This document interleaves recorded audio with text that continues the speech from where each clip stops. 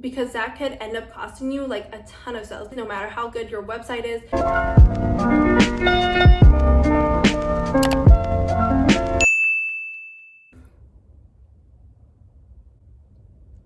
2 weeks ago, I started my YouTube channel and I uploaded my first video. In that video, I literally thought like 5 people were gonna watch it, and those 5 people were the 5 people that I told to watch it.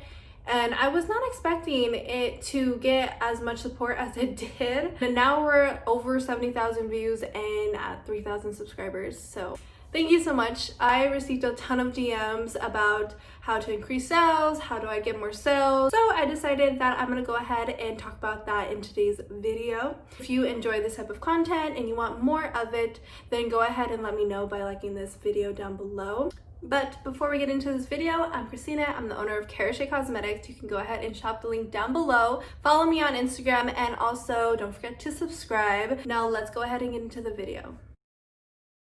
So first things first is that you want to know who your target audience is or who you're selling to. And if you don't have a target audience, or you believe that your product is for everyone, you need to go ahead and crumble that up and just throw it in the trash, because that's not really helping you. There is a big difference from anyone can use this product to who would actually use this product. And that is a key factor of your audience and your target audience. And what your target audience consists of is age, gender, what kind of interests they have, how they understand and interpret things. So I'll go ahead and use myself as an example. I'm really into neutral tones. I'm a very calm, chill person. So while I'm shopping, I'm most likely gonna grab a product that goes with that type of vibe. So I really like products that have like a sleek, simple packaging rather than packaging that is super vibrant in colors, has a crazy designs, words are everywhere.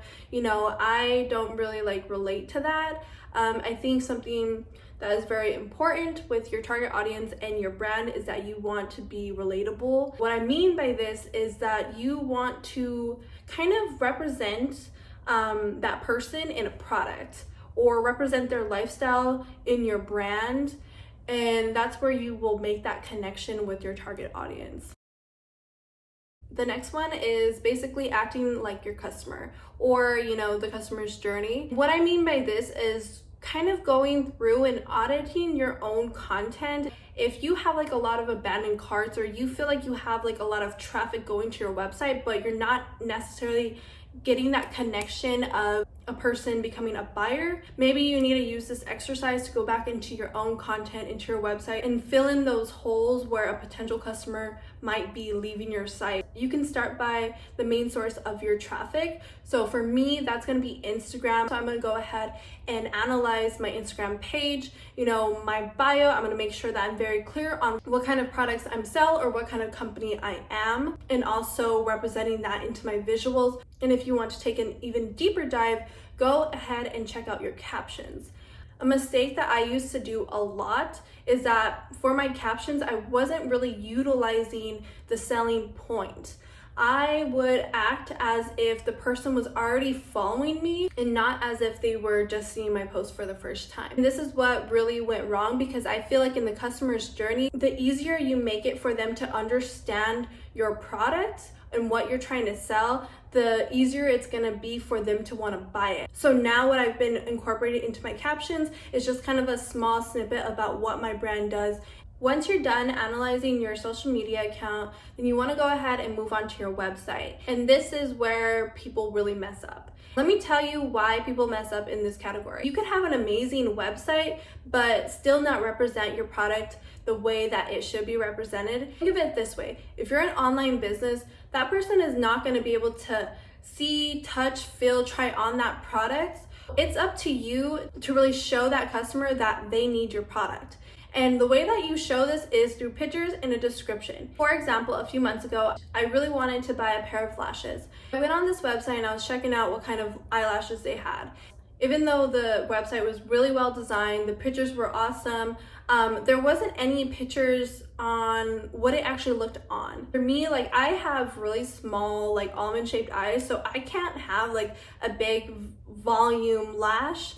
And even though the pictures were very professional looking. You know, they were laid out amazing. It still didn't answer my question. I went ahead and I went to the description box. Well, it just said eyelashes, 5 to 10 uses per pair, and you know, didn't really describe what kind of style it was. I just went ahead and I just clicked off because ultimately I didn't know what I was buying. We know how amazing our products are, but like they don't. You want to make sure that these little things aren't overlooked because that could end up costing you like a ton of sales. If you're not answering those customers' questions, they're just gonna leave. The next thing I want to talk about is something that I feel like we as business owners make the mistake of. We want to show how great our product is, but not necessarily how it can help the customer. For example, I'm selling a phone, and within that phone I have like the best camera ever, but the person is more interested in like the voice commands, the voice texting features, because they drive a lot, so they're not really interested in like the camera. But I'm over here like, hey, this camera is so amazing. If a customer doesn't see how your product is going to benefit them, then why would they buy that? And another thing that people like to overlook is samples. How many times have you bought a product based off of the sample that you would have never bought in before? I know I have. I have a friend that bakes cakes on the side, you know, as like a little side hustle, whatever. I of course was going to support her, maybe not then at that moment, but definitely like, you know, later on. One day she had messaged me. She was like, hey, I know how much you love desserts. I would love to bring you over like a free sample for you to try it out. She brought it over and I fell in love. So after I was done, I went ahead and I texted her and I placed like a $30 order. So I totally believe that having samples and like a little trial size for people to experience the product for themselves is gonna really help get you that sale. And this even works for me. Like I've had samples on my website for a while now, and I can tell you that the people that buy samples from me come back and they purchase large orders just because they were able to try it and experience it for themselves, and so they feel confident to buy multiple pouches at the same time. So yeah, that basically wraps out the entire video. If you guys want me to continue or like start like a little series of like tips and tricks on how to increase your sales, then definitely leave me a comment or give this video a thumbs up. Thank you guys so much for the support, and I'll see you guys in my next video.